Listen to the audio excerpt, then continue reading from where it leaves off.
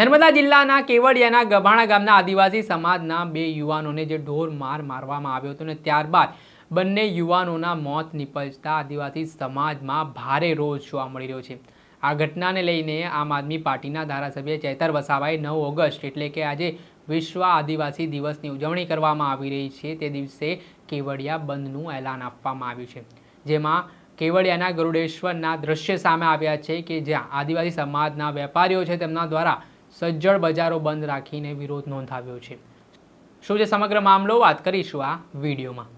વૈષ્ણવજન તો તેને કહીએ જે પીડ પરાઈ જાનાને રે। નમસ્કાર દર્શક મિત્રો, નવજે ન્યૂઝમાં આપનું સ્વાગત છે। હું છું ફૈઝાન। નર્મદા જિલ્લાના ગભાણા ગામના આદિવાસી સમાજના બે યુવાનોને ઢોર મારવામાં આવતા ત્યારબાદ તેમનું મૃત્યુ નિપજતા હાલ પરિવારનો માળો વિખેરાયો છે।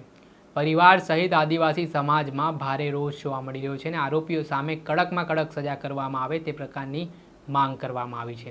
આને લઈને આ દિવસોમાં નર્મદા જિલ્લાનું રાજકારણ પણ ગરમાયું છે।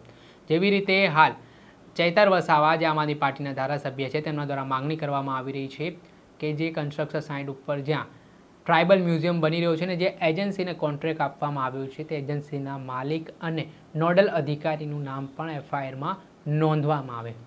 જો કે આ મામલાને લઈને નર્મદા પોલીસ દ્વારા એક સ્પષ્ટતા કરવામાં આવી હતી। આ સ્પષ્ટતામાં કહેવામાં આવ્યું હતું કે જે સંજય તડવી અને જયેશ તડવી છે તે હાલ ટ્રાઇબલ મ્યુઝિયમ બની રહ્યું છે તે સાઇડ ઉપર ચોરી કરવા માટે ગયા હતા। ત્યારબાદ તેમને ત્યાંના જે કર્મચારીઓ છે તેમને પકડી પાડ્યા હતા અને ત્યારબાદ તેમને ઢોર માર્યો હતો। જો કે આ ઘટનાથી આદિવાસી સમાજમાં ભારે રોષ જોવા મળ્યો છે ને નર્મદા પોલીસ દ્વારા જે નિવેદન આપવામાં આવ્યું છે તે નિવેદનને પણ વખોડ્યું છે અને ધારાસભ્ય ચૈતર વસાવાએ ત્યાં સુધી વાત કરી છે કે નર્મદા જિલ્લાના એસપી છે તે આદિવાસી સમાજને બદનામ કરવા માંગી રહ્યા છે। અને આ ઘટનાથી જેવી રીતે ચૈતર વસાવાએ 9 ઓગસ્ટે કેવડિયા બંધનું એલાન આપ્યું હતું તેના સંદર્ભમાં આજે વિશ્વ આદિવાસી દિવસની આજે સમગ્ર દેશભરમાં ઉજવણી થઈ રહી છે, ત્યારે નર્મદા જિલ્લાના કેવડિયાના ગરુડેશ્વરમાં આજે બે યુવાનોના મૃત્યુ નિપજ્યા છે। તે યુવાનોને શ્રદ્ધાંજલિ પાઠવા માટે આદિવાસી સમાજના લોકો દ્વારા પોતાના ધંધા રોજગાર સ્વયંભૂ બંધ રાખીને સજ્જડ બંધ પાડ્યો હતો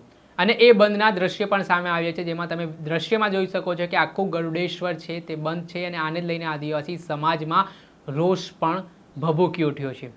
હાલ આ મામલાને લઈને પોલીસ દ્વારા તપાસ કરવામાં આવી રહી છે અને તપાસ કર્યા બાદ જે કોઈ પણ આ ઘટનામાં સંડોવાયેલા આરોપીઓ છે તેમની સામે કડકમાં કડક કાર્યવાહી કરવામાં આવશે તે પ્રકારની વાત પણ કહેવામાં આવી રહી છે। પરંતુ બીજી તરફ ચૈતર વસાવા દ્વારા કહેવામાં આવી રહ્યું છે કે જ્યાં સુધી આ એજન્સીના માલિક અને નોડલ અધિકારી સામે ફરિયાદ નોંધવામાં નહીં આવે ત્યાં સુધી તેમનું આંદોલન છે, તેમનો વિરોધ છે તે યથાવત રહેશે। હવે જોવાનું રહ્યું આગામી સમયમાં પોલીસ પ્રશાસન દ્વારા શું કાર્યવાહી કરવામાં આવે છે, શું તપાસમાં સામે આવે છે તે હવે આગામી સમયમાં ખબર પડશે।